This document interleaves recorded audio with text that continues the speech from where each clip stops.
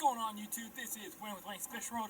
I'm coming at you today, guys, with part 2 of the 359-gallon saltwater indoor pond. This thing, it's not massive, but it's pretty big. Let's dive into it, guys. Before you watch anything of this video, I highly suggest you go watch part 1 and the prior video to that, so you want to build a monster tank or a monster pond. Those two videos are crucial. You need to check those out in order. Then you can follow it with this video. Each of those annotations on the video will open a new open a new window in your browser. So, actually right now what I'm doing is attaching a piece of 3/4 inch plywood to the bottom of the frame. What this is going to do is prohibit shifting or bowing of the wood. I don't know how many nails I put in there, and this is fast motion, 10 times faster than real life. Wish I had a Peso nail gun, but there was probably at least over 100 nails just on the bottom alone. Every couple inches there was a nail driven. No doubt about it in my mind that this thing will not shift at all. Now, I did have to trim off a little on the sides. Before we dive too much into this video, I want to ask you guys to go check out the Wayne's Fish World page on Facebook.com. I've got that link in the description. You guys can check that out after the video, before the video, or in the video. I don't really care. But go check that out, guys. It's a great way to see little sneak previews of what I'm doing before I actually post things to YouTube.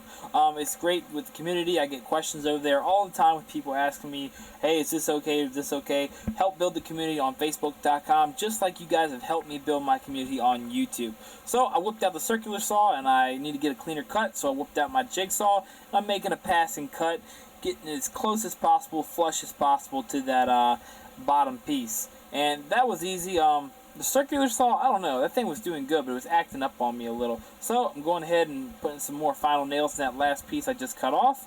And after that, I'm going to flip it over, and we're going to go to the next segment, which is really, really cool, and I can't wait to dive into that. Sheathing the inside, I'm sorry. Alright, so I really don't think this thing's going to bow at all, but I'm not taking the risk because this thing's going to be permanently set up for a number of years, probably decades. I'm not taking any chance with this thing, so I'm also going ahead and I'm adding some aluminum strapping. You can find this stuff into the plumbing aisles of any hardware store such as Lowe's or Home Depot. They make it a nylon plastic version, and they make a galvanized type too. This stuff will rust if contact it with salt water, any water. It will rust out eventually, but mine will be covered over.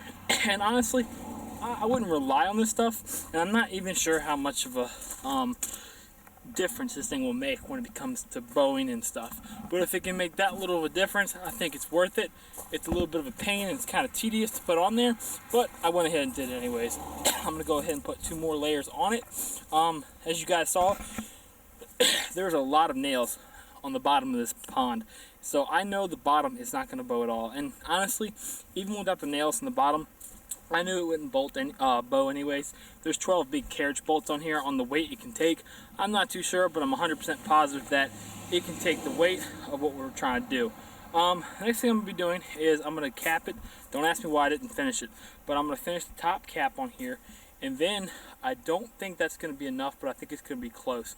I think this is I forget the size, but it's close to 1/4 inch, but I know it's not 1/4 inch. But I'm going to take that plywood right there, and I am going to sheathe the insiding.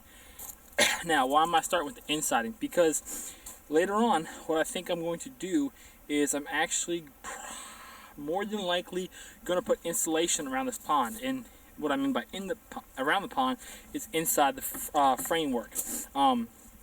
There's going to be a wall here, so you won't see anything, and then on the outside there's going to be a wall here too. So in the middle, I'm thinking about putting insulation there. That's right, house insulation. Now the reason I'm doing that is because large bodies of water tend to keep their heat longer, but if I can help it, then that's great, because that means less electricity when it comes to heating the aquarium, meaning big aquarium heaters. So if I can cut down electric bill, that's great too.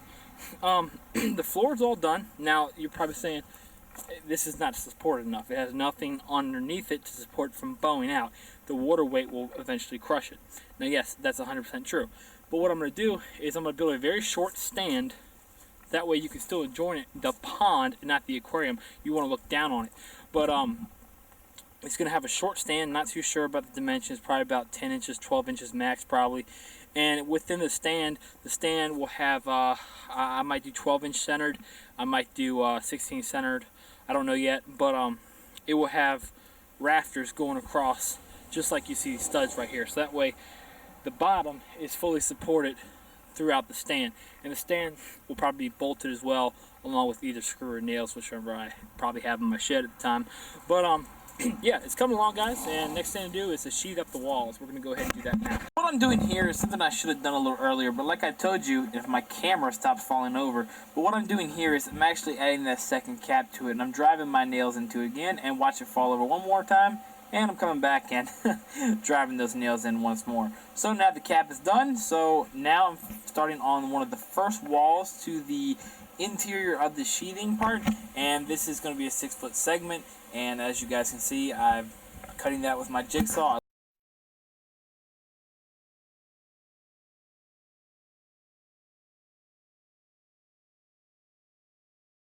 Okay guys, that's pretty much it for today. I've got one wall on the inside. You can see it there. Cut it out with my jigsaw, and it's I don't know, I put a screw every on the top rail and bottom rail, probably every 3 to 4 inches. On the studs, 16 center, every about 6 inches. So it's all good.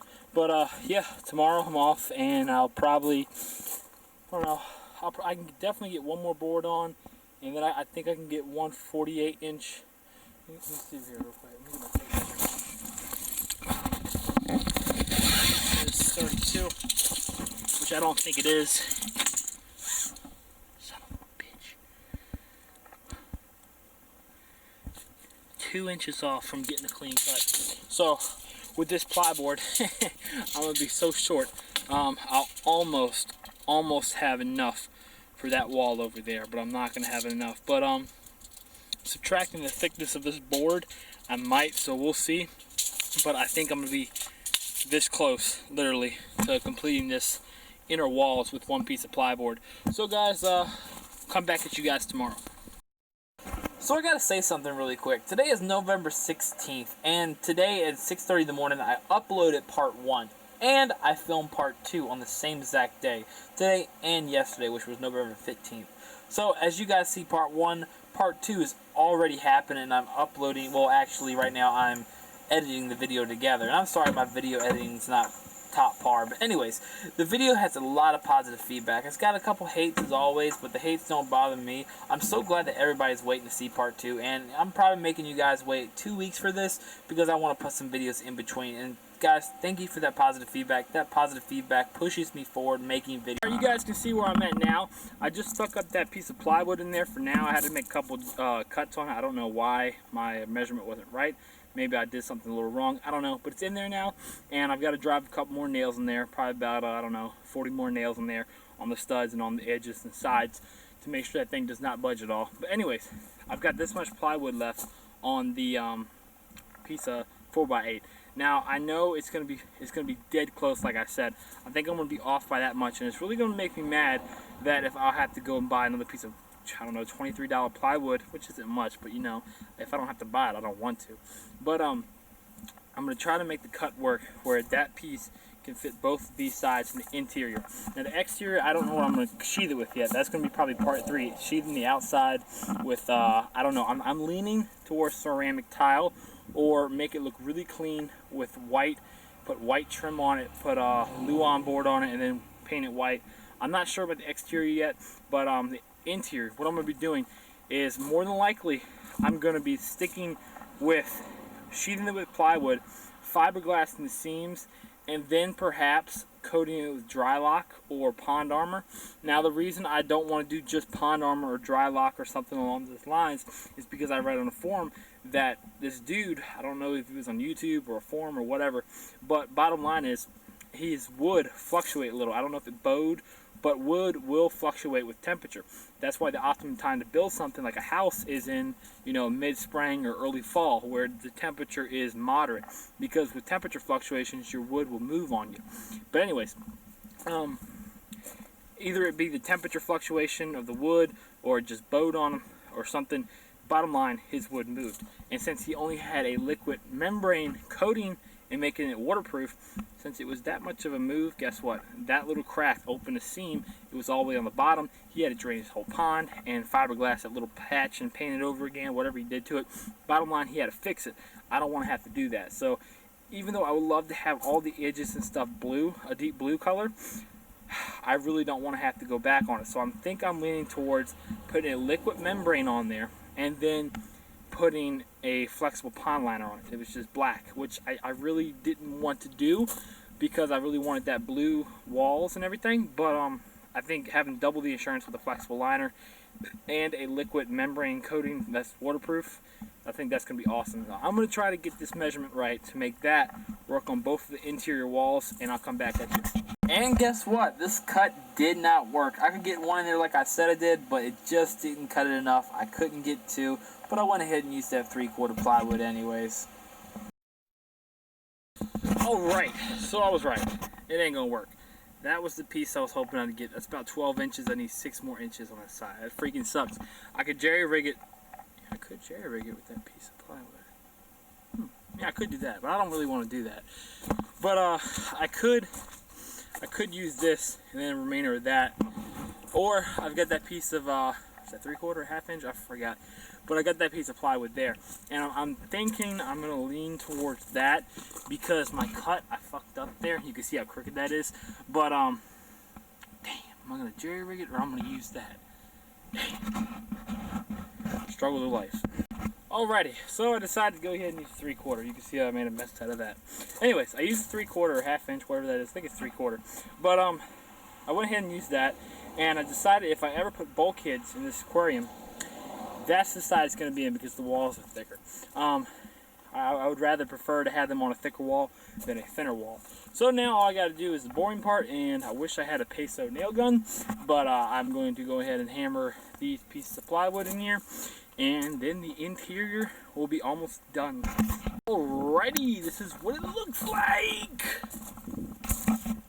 So this right here is going to wrap up another segment of the build. The interior walls are supported, they're complete. Let's talk about how the structure is going to be sturdy. Because a lot of you, just because you see nails, are going to go, it's going to fall apart. Well, let's talk about that. First of all, this thing is framed. We talked about it in part 1. I highly suggest you go watch in part 1 before beginning this segment. But the walls, if you were building a, like say you were framing up the wall, this is not what you would do. You would turn these the other way like that. You would cut a little bit off that. Anyways, what I did to make it sturdier, what I did is I turned one of these and I drew carriage bolts into it so the sides are stuck together. Another thing, it's 16th on center. I could have made it 12th on center, but I didn't want to go that route. It just more wood, it'd be too sturdy. Then each piece of wood has a spacer on top and on bottom. So these studs, they can't shift. And then in the interior, on top of the studs, you've got nails. So they can't shift because also the plywood inside is holding the shape together. It's preventing it from shifting.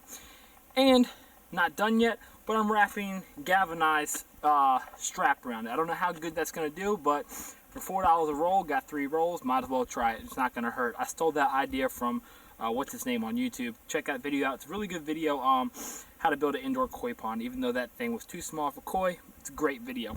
And so this thing is going to be structurally sound, and the outside wall isn't on. On the bottom, supporting it from bow, is a line of nails going on 3/4 plywood. It's connecting the entire frame from the bottom together. On top, it's double plated. I was going to triple plate the top and bottom. I decided not to do that. I didn't need to go that route. It's double plated on the top, preventing shifting. Same concept from the plywood, keeping it all together. That double cap on the top is preventing anything from bowing. And not to mention, we've got 12 large carriage bolts, 3 on each corner. So that's how this pond is staying together. And this box of nails, decking nails, was almost completely full. And that is what I got left. So I put about, what is it, 10 pound? I think this is about 10 pounds or something like that. I put about 10 pounds of nails into this build so far. I'm not even done. So guys, this is Wayne with Wayne's Fish World. The third part is going to be probably either working on the interior, insulating, or something with the exterior. I'm not too sure yet. But be sure to look out for part 3 coming in a week or two. Comment, rate, subscribe, share this video. Definitely go check out part 1, guys. I'll see you guys next time. This is Wayne with Wayne's Fish World.